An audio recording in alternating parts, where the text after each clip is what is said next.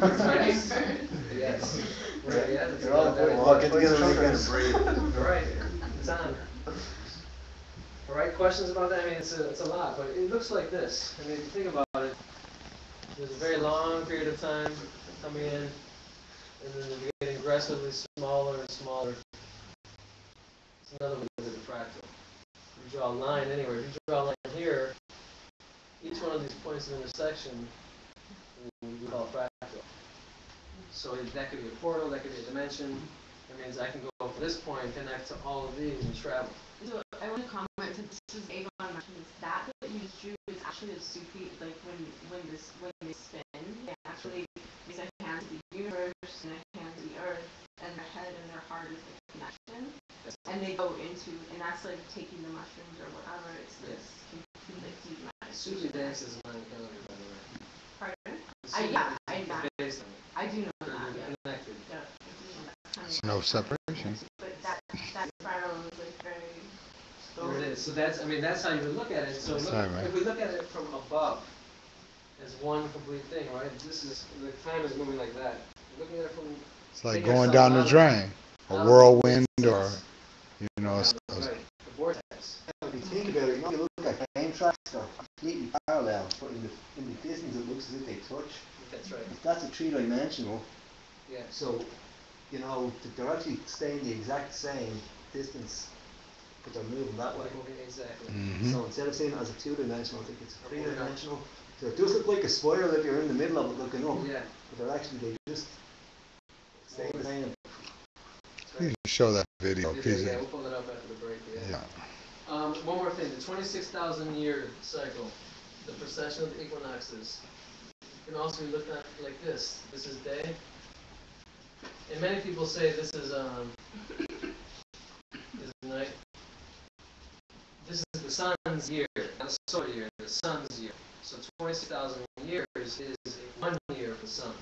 So if that's the case, then there's 13,000 years of day and 13,000 years of night. Night would represent, if we're talking about consciousness, not understanding, war, fighting, everything, basically everything we're seeing in our civilization. Separation, apartment, and the daytime would be the golden age, the enlightened age of enlightenment. Well, it's kind of funny that most every civilization records a great flood. And a lot of people believe that flood took place around 10,000 BC. So when we went from 13,000 years of light, we sunk Atlantis, which would be Atlantis here, according to many. Atlantis sunk under water. We went from consciousness into our subconscious mind 13,000 years ago. And that's when the flood happened. That's when Atlantis sunk under the water. So all of this, yeah, sure, did it happen physically? Well, honestly, maybe not. Can we tap into what it's talking about? It's speaking about a conscious race of beings or humans that fell asleep. It sunk under the water into the subconscious mind. Why? Because it's night. So now we're sleeping. So this is actually, and a lot of Indian traditions say that we're dreaming. That this right here, this whole experience is a dream, because we are dreaming as the whole planet is dreaming. We're sleeping. Mother Earth is sleeping. And then what's happening now in the last 100 years, 20 years, the light is starting to shine. It's not quite dawn, but the sun hasn't risen. December 21st, 2012 will be the moment the sun actually, the first ray comes over the horizon. First ray. That's December 21st, 2012.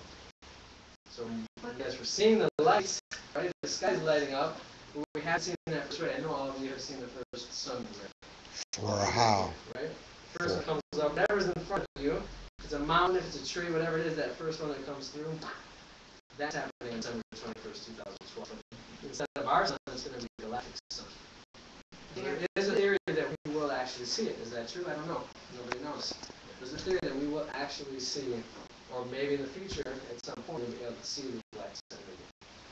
Oh, someone else mentioned that something to do with darkness, that we'd actually be experiencing darkness for like 8 minutes. Oh, for 3 days? Yeah. Yeah. That is a theory.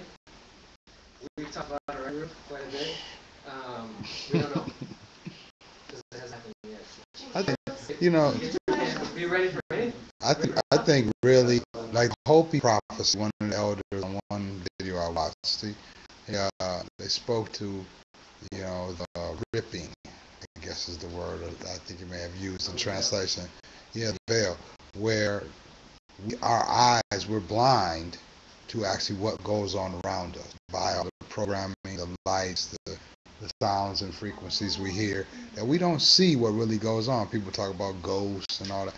But the prophecy says revealing, that's what it was, revealing, would be, cause a lot of people to go crazy. I mean, if you think about it, you're walking around and you don't really think about it. Next thing you see the room full of your ancestors talking.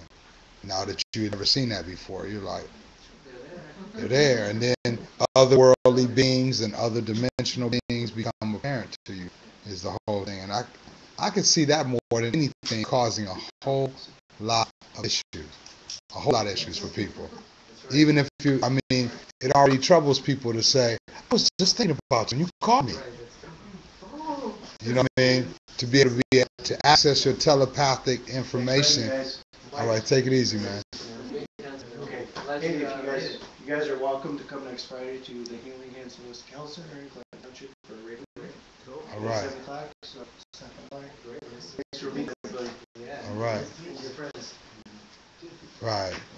So, to have folks be made aware of their latent abilities or have their eyes open, like all of a sudden, in an instant, that would be quite troubling if lights went out. You know what I mean? You're worried about getting a flashlight when really you look up and you see your ancestors talking to you on the sofa, like, hey man, I always wanted to tell you this, I didn't appreciate that you didn't do this before you know what I mean? You're like, oh no. Or any type of beings that you didn't know, like Palladians, observers, whatever, fringe type event moment would be really right. What I was told by friends that